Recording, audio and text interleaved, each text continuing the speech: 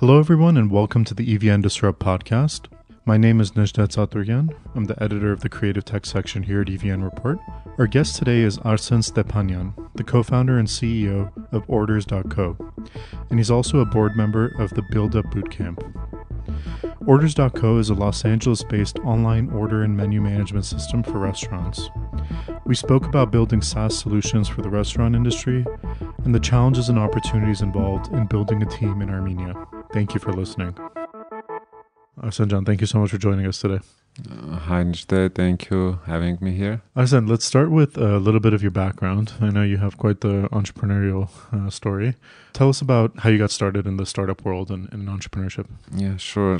I've been in the retail store. I had a couple of stores, retail business. And in around 2011-12, I've been introduced one of the first e-cigarette, vape product, and as an ex-smoker. So I tried myself and saw the different, the benefits comparing with a cigarette.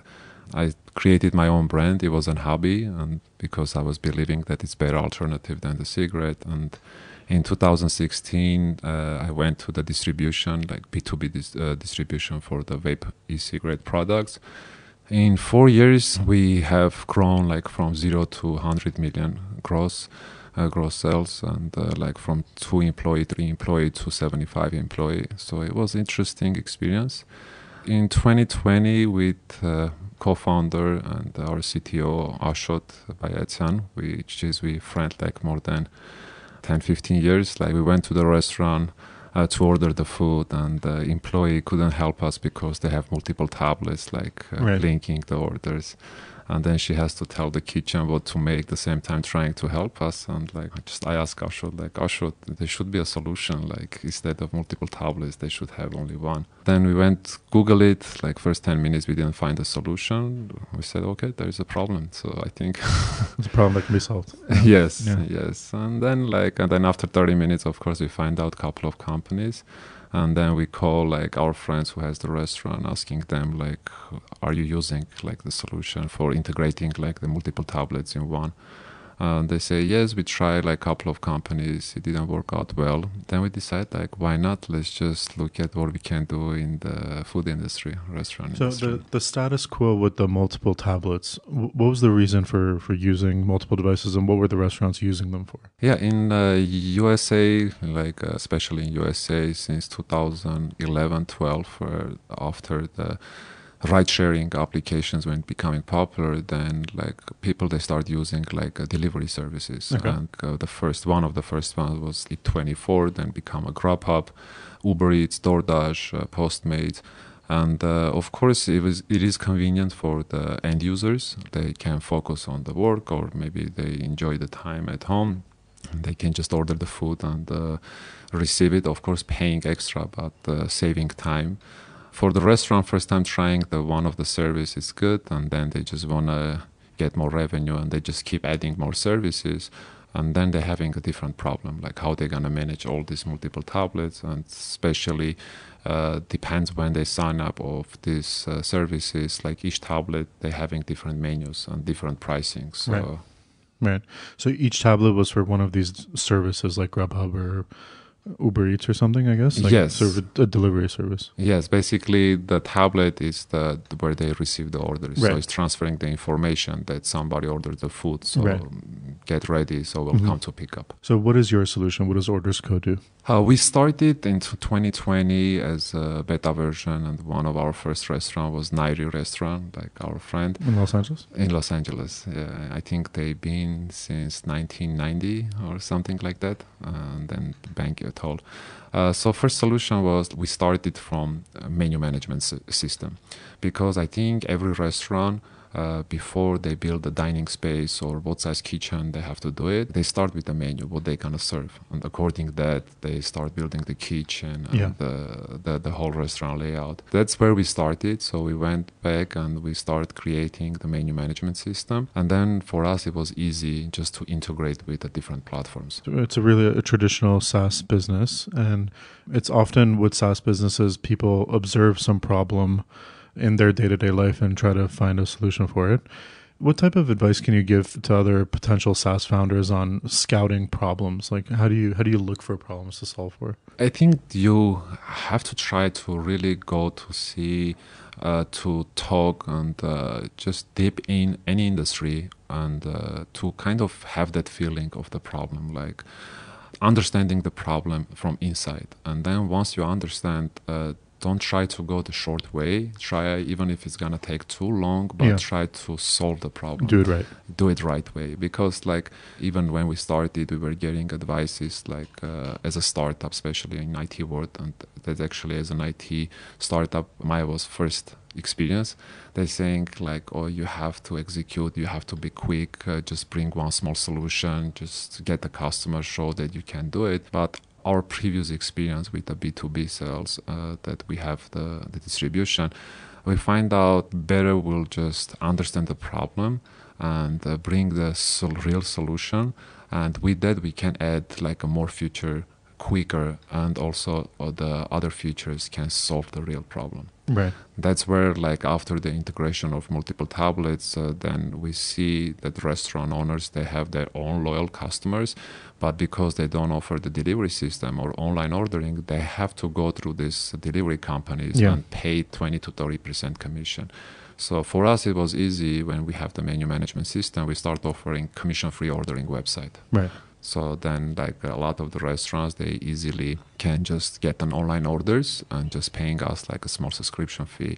And later on, we got the request that restaurant owners, they want to do delivery, but they don't have enough staff. And then we integrated and we partnered with the DoorDash Drive, Uber Direct, like other like Ally and Nash. So basically, and they all integrate directly into your platform, so they just have to use you instead of all these. Yes. services. So basically, any order when they're receiving from the commission-free ordering website, they can do delivery. Right. And just the end user or the restaurant owner with a small delivery fee, they can now offer it as a delivery service. Right. Was it easy to get those integrations and those partnerships? Not really. Like we got our first partnership with the Uber Eats, and even that time, like we were really small. And I remember we just through our network and the connections, so we been lucky to be in contact with one of head of department on the integration, and like we're just trying to explain like how we see the problem and how we want to solve it. And I remember the guy says, okay, like, I don't understand how big you are, but okay, not a problem. I'll just send you the NDA, you sign it, Right. and we'll go forward. So they didn't want to see a certain amount of traction or anything? No, I think because probably they like our vision, like what we want to do, like how we really want to help the restaurants. Yeah. So, and then he said, okay, like, I hope you can do well. I'm sure he understands that we're not that big, but Right. so he gave us an opportunity. And then we just had the follow-up, the partnerships Right. with the DoorDash and the Grubhub and Delivery.com. Once you got one, then it's easy to get the rest, I guess, right? It's not easy because they have the same issue too on the stuff. Because that integration, it's a big process. It's not about you just getting the API and connected. It's involved from their side too. But we do a lot of expos. In these past 2 years, we have been like in different trade shows, food especially. That's where you build your network and relationship, and you just show them that it's not only one time we will meet. So you go the next, after 2 months, you still meet with them with another like conference. And so you have to chase it. So, right. How have you tackled your go-to-market strategy? How have you managed to grab the piece of the market that you have so far? Initially, our target was small and mid-sized restaurant. Why? Because with, again, previous experience, from the small business owners, you can learn about the product. You can learn about the problems because they don't get enough help from the big software companies, and they don't have funds to afford to try a lot of things, but they like to talk about it. So that's why we went to the small and mid-sized restaurants or the business owners, and we say we're ready to listen. Like if you have 10 minutes, 15 minutes, 30 minutes, just give us a feedback. One of our good customers, probably like I think we signed up like almost a year and a half ago, Armond/Pizza in Glendale.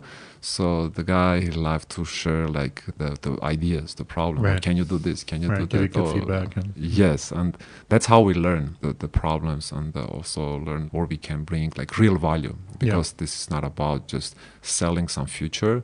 It's just about what value you bring to the customer. and then the customer stays with you forever. Yeah, and it also sounds like some of the Armenian connections have been helpful to get off the ground a little bit. From the start, and a few, Yeah. like probably like 98% of our customers we service nationwide, so non-Armenians, Right. but definitely like the Nairi restaurant, it's our The first first restaurant, yeah, and the, like for sure. Armand and like other Yeah. restaurants that we learn a lot. Through your product, can restaurants and food joints also do all of the delivery in-house, or is it only integrations with the third parties? No, they can do in-house as They can well. do both in-house. They can do in-house as well, and also we have a partnership, the Cartwheel, which is they provide a software solution if they have like a big operation. That's mostly like for the franchises and chain locations. So through their software, they can also manage, and they can have their own application and or the phones like to do the delivery and the logistic part. Yeah. So we have other partnerships as well if they have a big operation. So how do you see the distribution within your customers? Are most of them using it for integrating into third parties, or is there an interest from the industry to do delivery in-house? Mostly, I can say this about like from the small and mid-size, the integration, because when we're talking about in-house, that's mainly the enterprise. One example I can bring it, at least in LA or like in any city in USA, average like wage of the employee is gonna be like around $2,000 to like $3,000.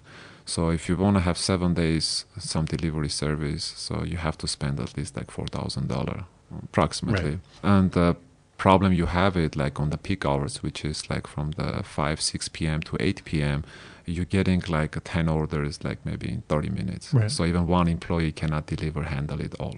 So in this case, like for example, DoorDash charging like $7 per delivery. And even if you get like 15 orders at once, so you can have 50 delivery people, they come and deliver. Or if DoorDash is busy, we just forwarding to the Uber Eats. So that way, I think it's more convenient, and it will be a lot quicker because the food, it's important, the timing. It's not delivered too late, sensitivity right. on the timing, that's very important, because when it's getting cold, the taste is not the same, and Right. it doesn't matter how the restaurant making good food, but if they deliver it late, so then affects the quality of the product. yes. Yeah. So I know you guys have been growing your team here in Armenia as well, and your presence in Armenia. Tell us a little bit about that. What has that experience been like? In 2021 we opened up the first development team. We started with a 10, of course, and then we grow, and we like the menu management system we changed 3 times. We just always we trying to make it better and better. In 2022 where we open up our second office for the support and the sales. So the development, of course, it's not a problem, it's easy, but when it comes to the support and especially the sales, I think that's the first thing. It's we need like night shift employees. Second, the language, which is it's very important. And the third, it's the experience. Support, I think Armenia have the talented people, and there is a lot of companies and startups they've been through. But when we're talking about the sales, this is like the weakness, and especially B2B product sales. But we have a team that we're doing training from US, and even like today, right now, this trip we came with our sales director. So we're gonna stay 10 days, and the 10 nights Harry is just around is staying with the team, training, and we're getting like really good results. Are the salespeople in Armenia selling to the US market? Yes. Yeah. And not only we have Armenian employees, we have from India and we have from Colombia, because we need like different language speakers, and that's how we also want to make sure the culture inside our team is not only Armenian, so we want to have different kind of a culture, like bring the good things from the US. That's where I've been like almost 20 years, and there is a lot of good things that I learned, and I want to bring my experience to Armenia. We want to be like really connected, because we spend our employees like 8 hours a day, so we want to make sure that 8 hours they feel that they are in US. Yeah. Right. Yes. That makes sense.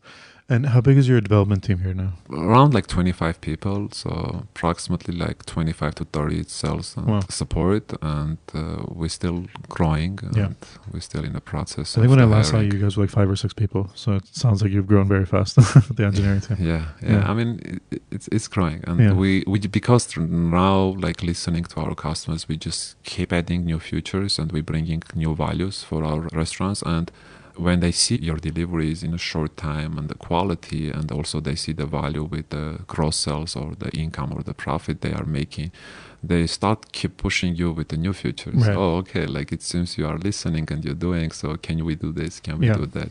Yeah, absolutely. What was your experience like finding and hiring talent in Armenia? Is there any advice you can give for other founders who live like you live in the US, people who live abroad, to come and open up their offices here? What can be made easier? Definitely, we're having this conversation with all my friends, like in a different industry, like accounting office they have in the USA, and our growth advisor, Hamlet, and also has a marketing team in Armenia and is growing. I believe it's getting almost already 30 people. You have to be connected with Armenia because you have to understand like the people here, how they think, and you have to try to explain why they have to do differently. And when we're talking about differently, that's something they haven't experienced. And of course, for them, it's so strange. They're gonna refuse it. First, they're gonna tell you that this is not the way it works in Armenia. And once anybody's telling me, I'm saying, okay, you're right. That's what we want to change. Right.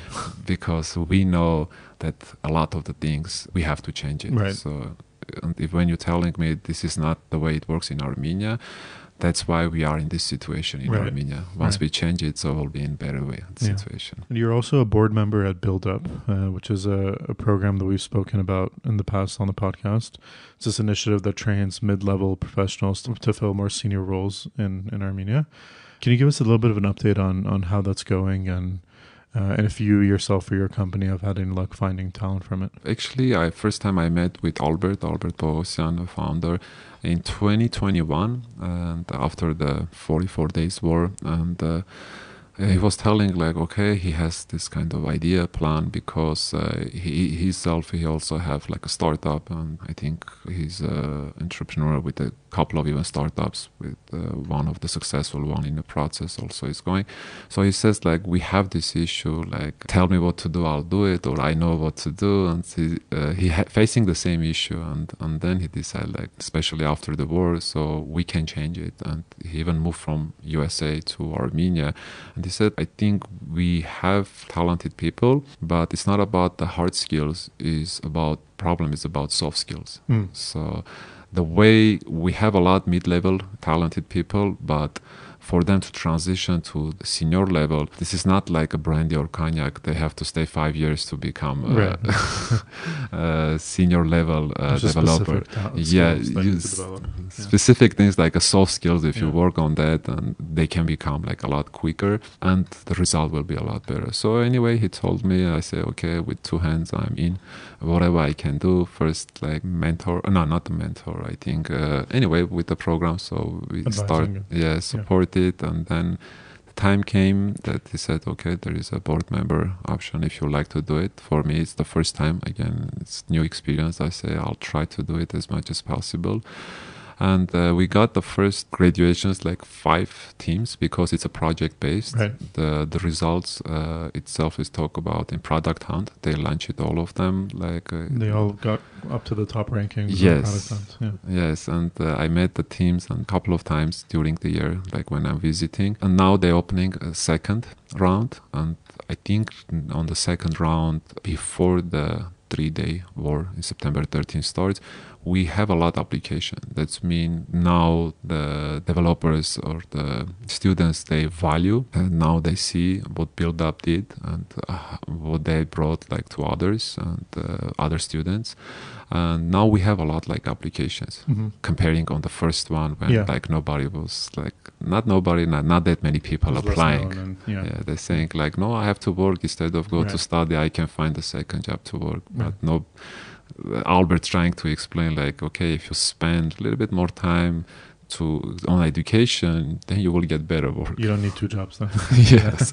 Yeah. At the end of the first round, the participants of the first cohort have luck getting hired in new roles and senior roles? I know, yes, some of them. Don't know exact the numbers, but I know there is a success. And even on some couple of, like, we've been interviewed. And it's just a little bit different on what we need as this point. Right. But definitely, especially the end of the year, like where we see the fundraising, so we see a lot of employees. So we need that too. Right. And hopefully on the next projects, and we're gonna be also participate wherever we see and what kind of students we're gonna need it, or developers we're gonna need it. Right, yeah. Just going back to orders.co, do you think the product can be fitted for the Armenian market as well, or is it more optimized for larger markets like the US? As of today, whatever our core product is, Armenia is not ready for it. There is multiple problems within it. It's the pay structure and the culture of the ordering, go to pick up or the delivery. But we just recently released one of the new feature, like a QR menu maker, which this application is free and is going to be free. The idea is, even in US, especially in Armenia, I will go back to Armenia, after the COVID, the QR menu becoming popular. So either they want the QR menu, it's expensive on the monthly subscription, or if there is a free ones, they're not working properly because it works from like for certain time. After that, like the developer, because not making money, they're not doing the updates, and then starts crashing. How we see and how we solve this problem, most of the restaurants, they don't have the picture in their menu, even in digital menu, and even in the Uber Eats or DoorDash, Grab. And once we're asking like why you're not doing it, because there is statistics that 40% of the end users, the consumers, will order the food if there is a picture rather than there is no picture. It's a no-brainer then to do it. Yeah, because they want to understand, for example, if they want to order a Thai food and there is some naming, you don't understand how it looks like. And some people, they just choose the food with the look, not just reading the name. Description. Yeah. And we look at this way, like the current phones that everybody is using, if you even talk about the iPhone, they have the best camera.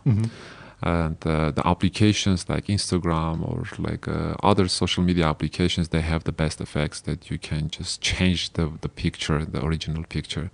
So we decide, why not that our QR menu maker can use our phone, having different effects, and telling our restaurant owners, just try it. Download the picture, you don't need a photographer, and you will see the difference. Because we know as not good as could the photographer do the picture, but you will get more sales once you have a picture in the menu. So this application, so it's very easy to do it, and we see this is important for Armenia because especially this year we got a lot of tourists. We have from Russia or we have from Europe, and always I kind of ask like, okay, how easy for you to choose the food when you go to Armenia restaurant? They think, I don't know, like I'm just reading in Armenia, trying to guess or trying to try every time. And sometimes when you use the Google Translate, I just scared to eat because the translation is totally off. So I think it's, for Armenia at least, it's very important to have like a multi-language QR menus that we can service to our visitors.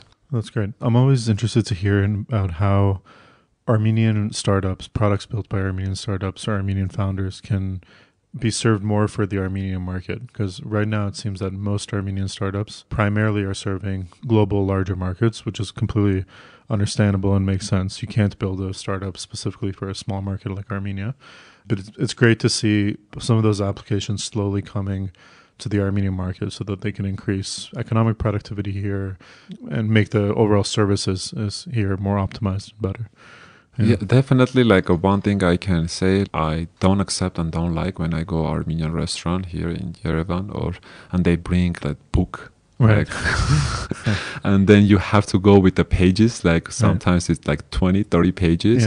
And I hate to see when you go just the restaurant, it doesn't matter what kind of name is it, and they have from pizza, sushi, kebab, and like everything. Sandwiches, everything.